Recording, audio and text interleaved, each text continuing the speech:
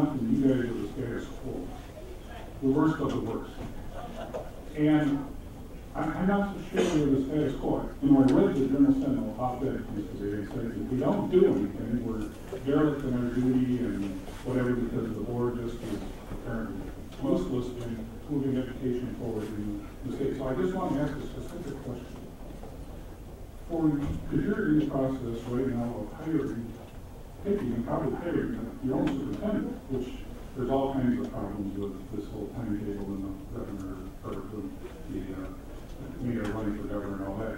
The question that I really have for you is, you know the challenges that MPS has. You guys, I think right now you're a very good board, unlike previous boards. What tools in your toolbox, with your new superintendent, if this bill doesn't pass, do you need from the legislature to move MPS forward? Because I think there's more than one way this can be. You know, everybody says the mayor take over would move things forward, but I don't see that superintendent had any more tools in the toolbox than your superintendent.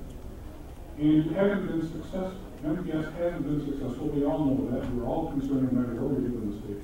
What do you need so that you can move MPS forward so that you can educate all the children that are in this district that are very important to the state?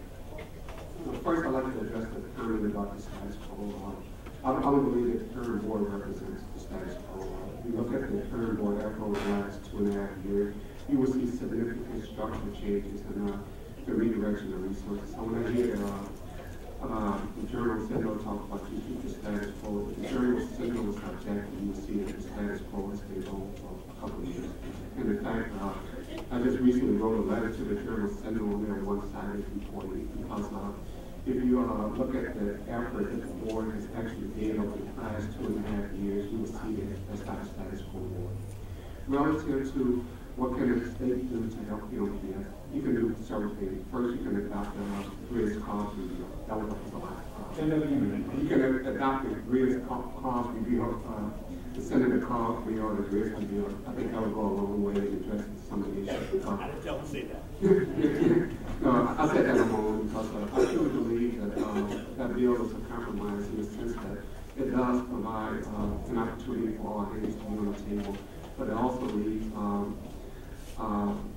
also provides real when you look at some of the specific issues in there relative to involvement in math science, dealing with issues relative to drug student. Some of the specific things. Can't you do those things right now? Because I look at those committees that they're talking about, and I would think that as a board, you could set those committees up right now without any state telling you what to do. We already have this on that. Some of the other things I'll give you to address what you're having some of the other things the state can do is one, the state, the funding issue.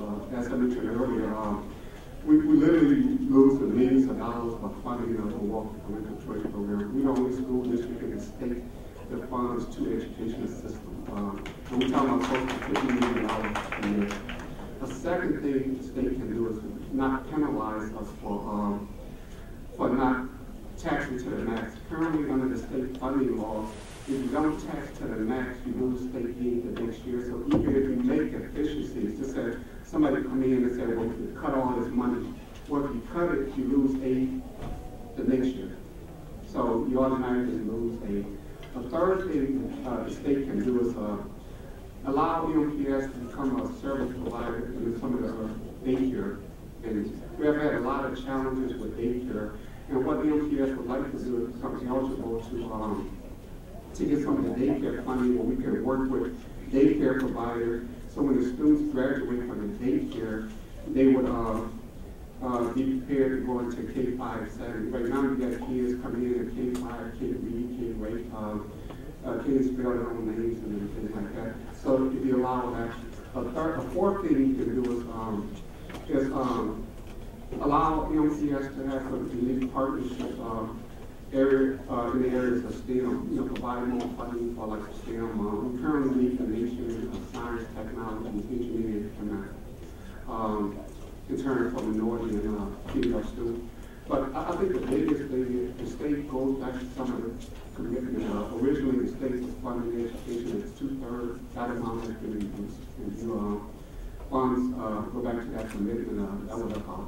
But the biggest thing is that the current school board, do the job he was elected to do, and I think you will see change because I truly believe you have a strong board now that's addressing the issues. And then working closely with some of the state offices like EPI would be helpful to the school board because one of the things that's been missing in this whole discussion, and I know it may make a lot of people uncomfortable, but it has to be said, was for 8 years, EPI could have took actions to correct the MPS, and nothing was done for 8 years.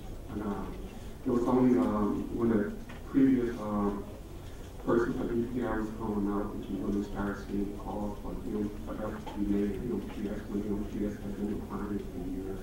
Because I really don't think people understand the depth that the MPS has been allowed to decline both financially and academically, and people sit on the sideline for years. And it's only been with this recent dialogue that people really got involved in. And one of my frustrations as school board president is the current boards being blamed for issues that occurred years ago, decades ago, when people knew about the problems and no one acted.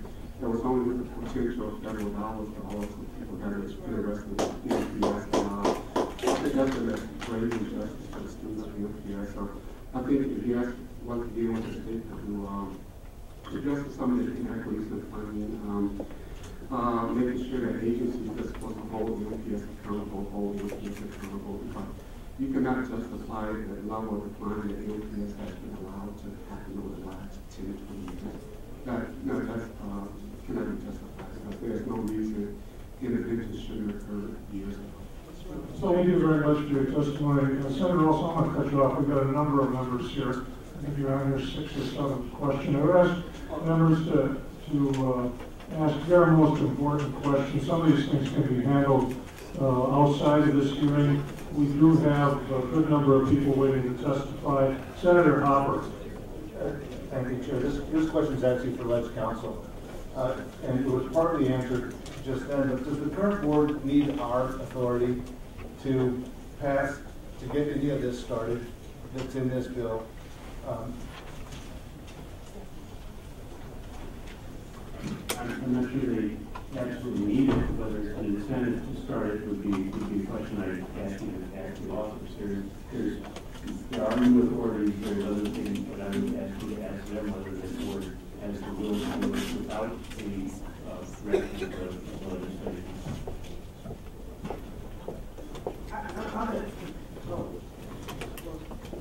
Senator Hopper, are you addressing that question? I would like to ask that question. Representative Grigsby? Yes, if what Ledge Council just said is true, you don't need our authority to do this.